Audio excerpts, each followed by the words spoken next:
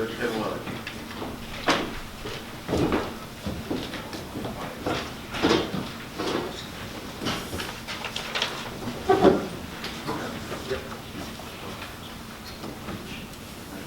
I questions. Let's go to questions, please. Raise your hand. Jared? JP? Kevin, you guys played, so well in the first half. Are you a little disappointed you didn't finish it off in the second half? No, not at all. How do you feel? Not at all, JP. That's a good W. I was thrilled the way we played. I thought we played really well all game. Offensively, we got a little stagnant, but that was my fault. But that was kind of come out. We did exactly what we wanted to do, offensively and defensively, and I thought we set a good tone.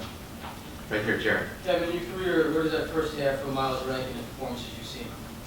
You know, Jared, this is going to sound crazy. That's what I see every day. So I don't think it's any different. I'm surprised. I'll be honest. I'm just surprised we haven't seen more of that. You know, I think he's played unselfish all year, which is maybe one of the reasons. But anytime he steps on the floor, you know, I expect to see that. And so did his teammates, to be honest. It wasn't like we were shocked in the locker room. It was kind of like Myles just being Myles. All right, let's keep moving over. Isaiah. And Myles, in terms of your performance and how you were able to get in that zone, how did it feel to see your teammates finding you offensively and everything just coming within the flow? That's the best part about my teammates. They're always looking for me. They're always cheering me on. My coaching staff too. So we have a group of guys like that that's always behind you and pushing you forward. It's great for them. All right, let's go right here. Just one quick one for Myles and Kevin. Myles, how do you feel right now? We saw it sort of come down kind of awkward. How are you feeling physically right I feel now? great. I'll be ready for tomorrow. We're going to prepare for a great Marquette team and get back to the hotel and get ready. And Kevin, just speak about, this season has obviously been so unpredictable with the teams and the way it's gone. You played Georgetown a couple weeks ago and had a double overtime game. Just talk about coming here, playing them, and just the game being so different and just the way everything's played out for you this last week. Yeah, they played really well at home. And I was actually after we lost the double overtime, I was really impressed with how hard we played there, given how well they played. They beat Villanova pretty easily, all pretty easily. So it was a place that they played well, which young teams do. And so I said it after that game. I was very encouraged of the way we played, and I thought we came out tonight really focused on what we wanted to do. And so, we're a good basketball team, and when they're focused and we play defense the way we do, we're very, very tough to beat. Right here, Howard. Myles, you've obviously gotten to go and a lot during your career. You've had stretches like that before, but what was different about doing it on this stage? You were showing a lot of emotion in this first half, especially off those steals and fast breaks you had. It just seemed something about being here in the Garden and Big East tournament that brought it to another level emotionally for you. I know what my teammates need. My coach always telling me, pick up the energy, get your guys going. So I was just trying to do whatever I needed to do for my team to get going and for us to get the W. Third row line. Coach, your defensive effort held them to 36 percentage. Your defense, is it where you want it to be, or are we expecting more? No, at this point, I don't know. Coach is always expecting more. No, I like where we're at. I do. I like where we're at. I think we're understanding concepts very easily. For the most part, we're complicated. That's one of the hard things about playing for me, is that it's not. We do things that we do complicated things on defense to try to get teams not to be comfortable. And I think at this point with this team, they kind of understand what we're doing, and because our concepts are down, I think that's why we've played some really good halves of basketball over the last, ever since February. To be honest, we played some really good defensive halves. Over in the left, Jason.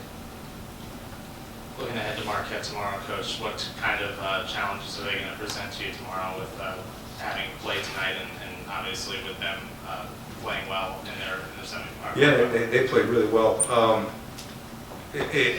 Obviously, I think the biggest challenge is obviously, I thought Marcus played really well today. I thought he played under control and got everybody involved. And I think that's what makes him hard to defend and hard to stop, is the fact that, when Hauser's are spacing the court, and, Sakar, I always mess his last name up, but I apologize.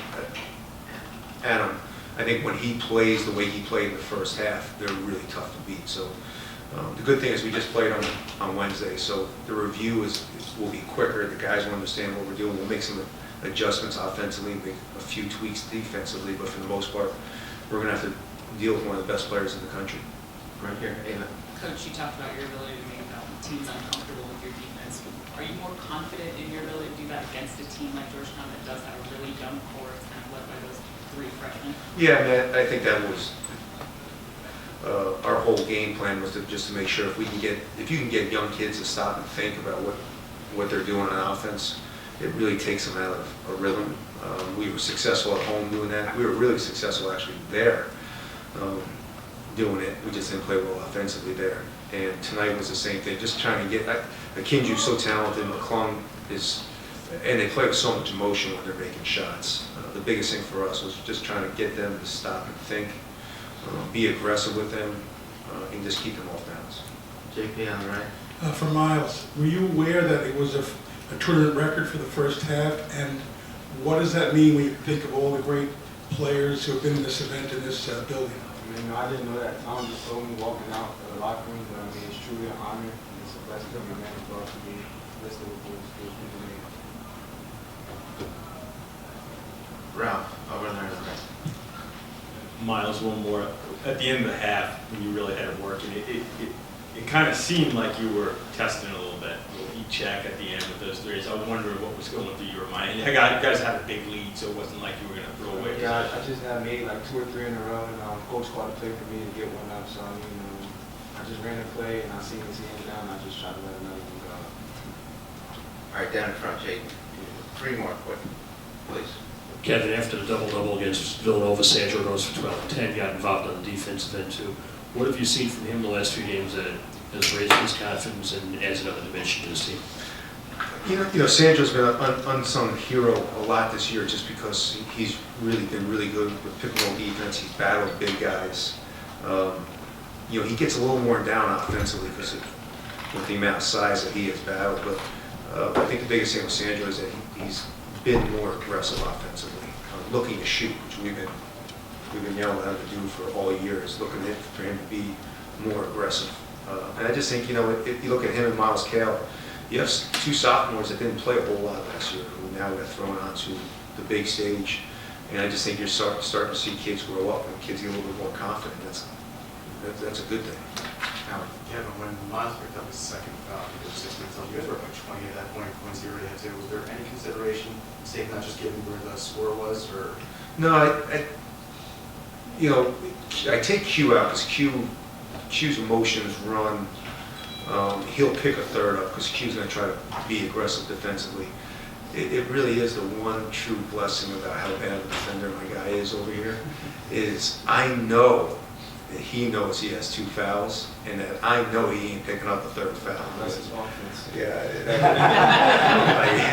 he starts running for I'm surprised he didn't try to start guarding you guys in the first half. He's going to look for someone that's going to stand around a little bit, and so I trust him.